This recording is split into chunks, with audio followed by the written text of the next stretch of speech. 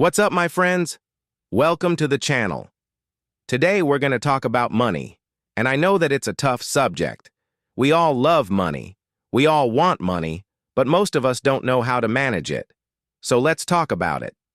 Now, Stoicism has a lot of different rules when it comes to money, but they all follow one sort of big rule, and I want to give it to you right away. The Stoics have this idea that money is a tool.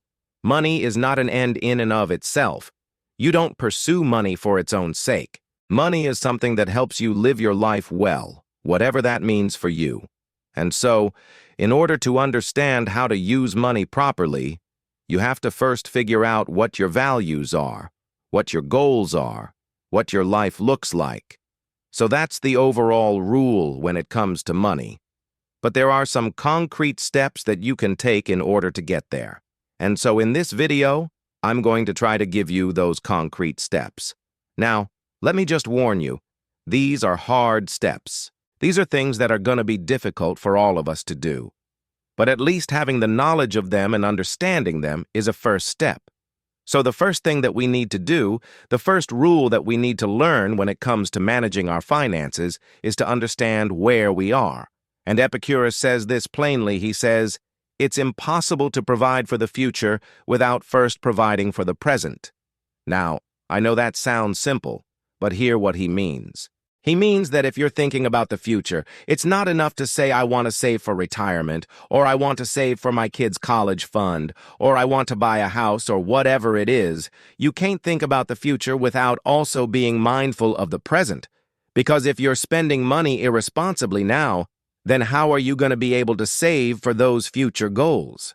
You might be able to for a while, but eventually, you're going to run out of money, and you're not going to be able to make those goals happen. So instead of trying to think about the future separately from the present, Epictetus says, no, you got to think about them together because the future is really just an extension of the present. And so if you want to get your financial house in order, you have to start by figuring out where you are right now. That means taking stock of your income and expenses, looking at your bank statements and credit card bills and seeing where your money is going, identifying your needs versus your wants. This is very Stoic. Seneca talks about this too, that we have to distinguish between the things we truly need and the things that we just think we need. If you can do that, then you can start to make a plan for the future, because then you'll have a realistic sense of how much money you have coming in and going out. And once you know that, you can start to set some goals. But setting goals is only half the battle. You also have to be disciplined enough to actually follow through on them. And this is where things get difficult, because following through on goals takes time. It takes effort, and it requires a certain level of self-control that not everyone has. And that's why, even though we all want to set financial goals, actually achieving them is a much more rare feat. It's harder. So here's what I would recommend. First of all, start small. Don't try to change everything all at once. Just pick one or two areas where you want to improve your financial situation and focus on those. Maybe that's cutting back on unnecessary expenses, or maybe that's saving a certain percentage of your income. Whatever it is, just start there. And then, once you've made progress in those areas, then you can move on to the other ones. Secondly, I would say don't be afraid to ask for help. If you're struggling to stay on track with your financial goals, then reach out to a friend or family member or even a financial advisor.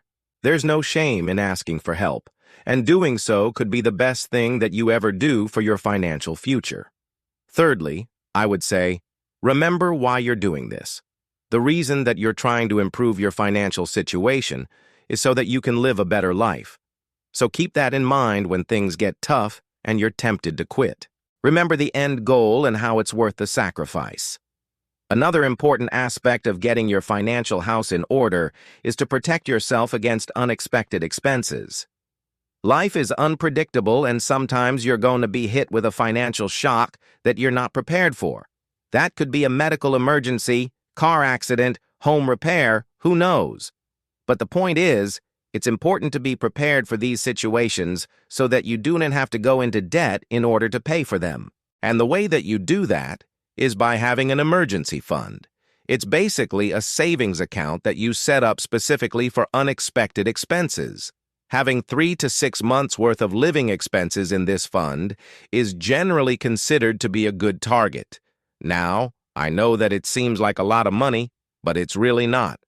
If you start contributing to your emergency fund every month, even if it's just $5 or $10, it will add up over time. And before you know it, you'll have a nice little nest egg that you can fall back on if something goes wrong. The key to building an emergency fund is to start small.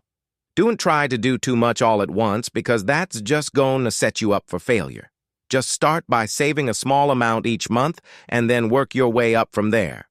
The next thing that I would recommend is to avoid lifestyle inflation. As your income grows, your expenses are probably going to increase as well. That's just the way it is. But you can avoid lifestyle inflation by being mindful of your spending habits and resisting the urge to upgrade your lifestyle. A great way to do this is by practicing delayed gratification. Instead of buying something as soon as you can afford it, wait a week or two and see if you still want it. If you do, then buy it. If not, then you've saved yourself some money. Another great tip is to avoid lifestyle inflation is to keep a budget. I know that it's boring, but it works. A budget allows you to track your spending and identify areas where you can cut back. It also forces you to prioritize your spending so that you're allocating your money to the things that are most important to you.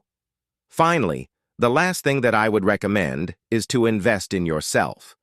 The best investment that you can make is in your own education and development. The more you know, the more you're worth.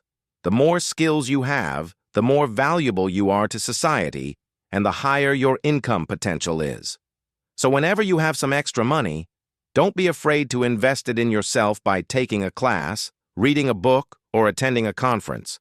It may not seem like a big deal at first, but over time these investments will compound and you'll eventually reap the rewards. So there you have it, my friends. Those are some tips on how to get your financial house in order, according to Stoic philosophy. I know that it's a tough subject, but it's one that's worth tackling head-on. By following these tips, you'll be able to set yourself up for financial success and live the life that you want to live.